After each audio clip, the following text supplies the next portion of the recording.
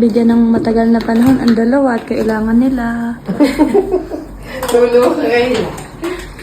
Kundi bigyan nga ho ay ng matagal na panahon ng dalawa sa pag-aayos nila. Ay di pagkatapos ho ng mga ilang minuto, ay di nakababa na ho rin. Paglabas ho namin ng building, ay naambon pala. May pag-chat pa ako, ay magdala ho kayo ng payong please. Ay wala ho rin naiwan rin Ay paano, ay di itutuloy na ho rin are.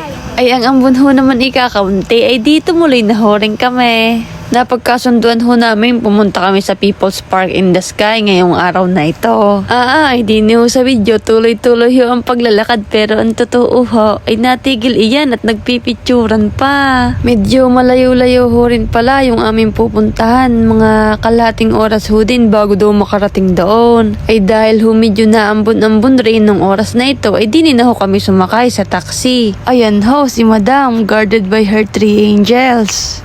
Medyo mabilis-bilis ho kami ngayon. Pero ho kung cutting trip, sasakay muna ho kayo ng jeep papunta sa Olivares Terminal galing sa SMDC. Ang pamasahe ho doon ay 25 pesos. Bago pagdating ho doon sa may Olivares Terminal ay di sasakay ho kayo uli ng jeep papunta na doon sa People's Park. Ang pamasahe ho naman doon ay 20 pesos lang. Pero ang travel time ay mga 20 minutes po siguro yon. After 30 minutes ay nakarating na ho kami. Pag nga ho pala kayo ay pupunta din ay may papayo ko lang ho ay magdadala kayo ng payong at saka ho ng tubig. Ay napalaban ho ako din ng paglalakad.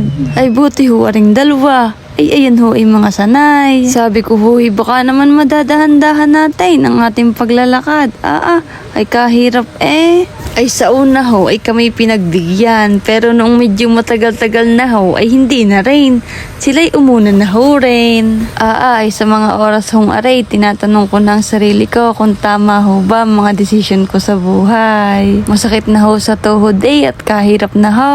Pero pag ho nakikita ko ang paligid na pagkaganda, ay talaga hong itutulak ka ng kagustuhan mong makita ang dulo. Mabuti na nga laang ho at kahit medyo masikat pa ang araw ay malamig naman ho dito. Kahit ho pa paano ay hindi rin gayong kahirap.